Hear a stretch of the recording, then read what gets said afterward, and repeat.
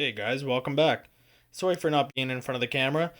This is just going to be a semi-quick update because I haven't done one in a while, and also I've got kind of limited time and space on this SD card. So we're getting a shot of the yard right now. I think I've been over a lot last videos, but I'm going to kind of give everybody a once-over so that you can just watch this video and not have to go back and be like, oh, that's what he said. So we're going to kind of start over here at this end of the yard, if that's all right. So nothing has changed siding-wise or mainline-wise. I think last video, maybe not. I had road bed down, I had power, and I had it glued down in some areas. I haven't glued it down completely because I want to be able to move my switches around, take them out, put them back in when I'm doing my switch machines, and once everything's in place and working, then I'll glue everything down. But for now, I just wanted to kind of keep it open so that I didn't have to work backwards. So I've got full power. I've got a full loop, as you can see from my previous video of the ops session, which was kind of fun to do. I remember the first one I've done. If you check out that playlist, I've only got 2 in there, and I did one with the 8x4, and it's the same space, right? I reused the exact same plywood, so it's the same amount of room, but I have so much more. I have so much more space for activities. Quoting Step Brothers somewhat. So I think that's really neat because, I can actually get completely different angles. And I think it might have been, I don't remember who it was, but there was a lot of comments about, with an 8x4, even with additions, if I'm looking here, you're going to see the trains on the other side unless I put a divider. So at least this way, I can look this way and pan over and have a completely different scene, which is awesome. I'm very happy with that. Sorry, I got sidetracked. Moving on. So nothing else has changed over here, guys. My lift out's still working good. I've still got those trailer plugs. That's awesome. The one thing I am going to do is I've got to cut the roadbed into ramps or use shims or somewhat. And I've decided, due to the circumstances, that for my yard lead, I'm going to start about here, work my way up, or maybe there, work my way up so that this is full height. All this way, full height, continuing on the secondary track, as this will then ramp down just right here. And keep it straight all the way past these cars here. Straight here. And then straight here so that it comes down this and have a ramp there as well. This will just be a ramp. This is all staying on the foam. Sorry for moving so fast. Ramp, and then the 2 sidings over here will be ramps. I do that because I've certainly noticed that... now let me see if I can get here. So that's actually ramped sideways just for the way it is, right? This rail is lower, and especially when you put weight on it, right?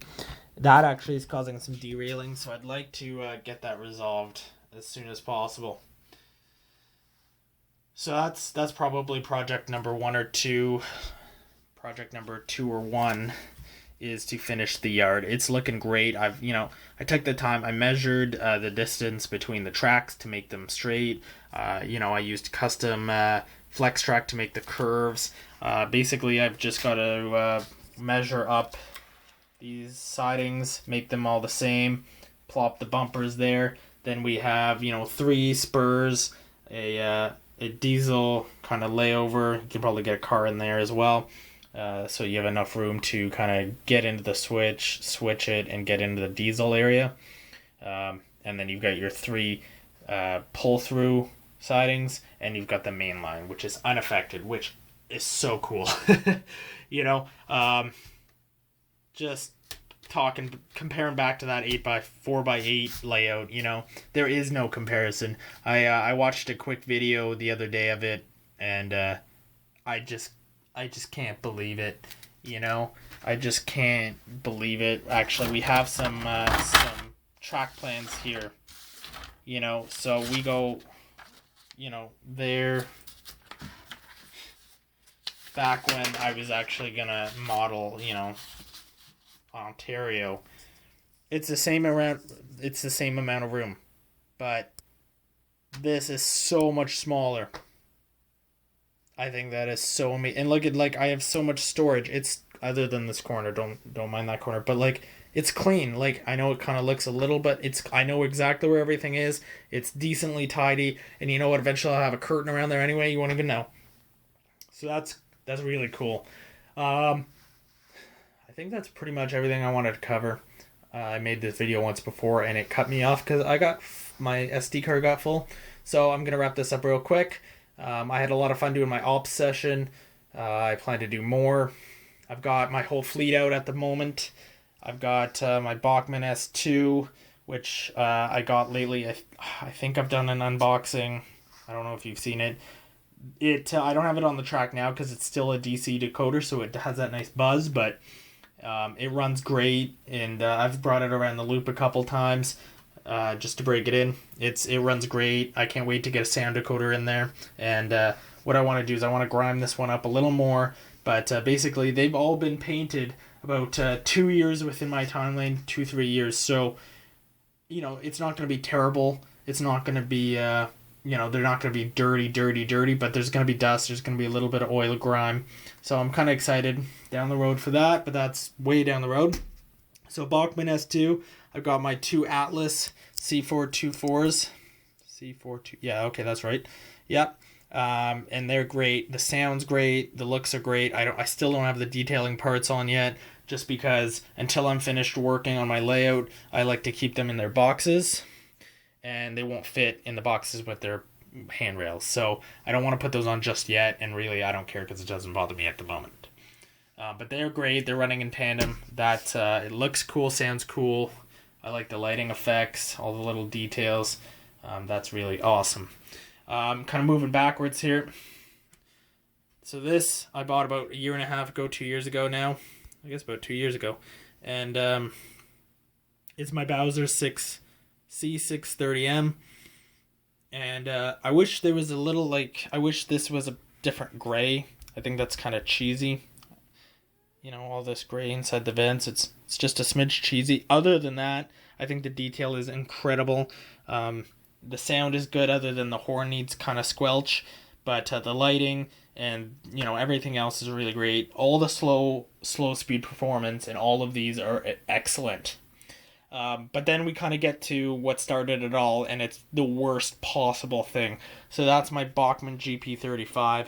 It still runs, it growls real nice, and, you know, what I planned on doing is, I don't remember what my plans for that was. I think eventually I was going to make a slug, but then I decided against it. I might get a second one, put 2 sound decoders in them, you know, do it that way. I think that's what the plan was, but that won't be for a while yet.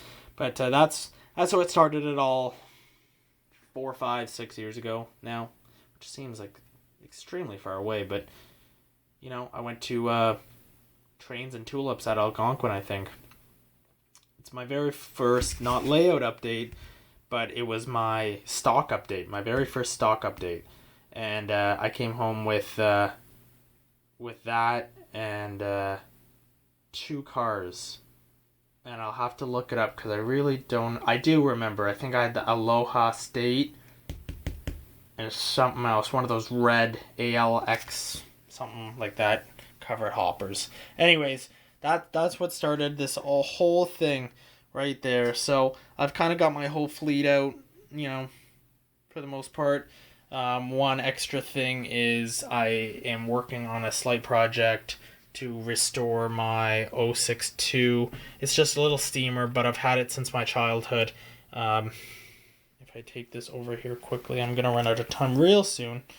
So you'll see the little rail that this here sits on, right where you can see that dried glue. It's broken, so that falls off. So I've got to repair that, and I want to paint over it into a Cordova Valley tourist attraction. and it can pull around, you know, the caboose I got from when I was a kid, and a little coach, and I think that would be awesome. Anyways, I'm going to wrap this up because it's going to cut me off any second. So, thanks for watching, guys. I'm going to try to get out some more videos, you know, poking away, at least tell you what I'm up to a little more often. Alright, my cat wants in too, so you can hear him saying goodbye to you guys. So, thanks for watching. If you're not subscribed and you want to be, go ahead and hit that button. Please leave me some constructive criticism or comments, and you know, like the video if you do like it. If you don't like it, feel free to, you know, thumb down me. You know, I don't want to pressure anybody. I'm a pretty chill guy. I just want, you know, I just want feedback, or if you enjoyed it or whatever. I'm talking too much. I'm rambling. I'm tired. All right, ending this video. Enjoy your bacon, guys. Thanks.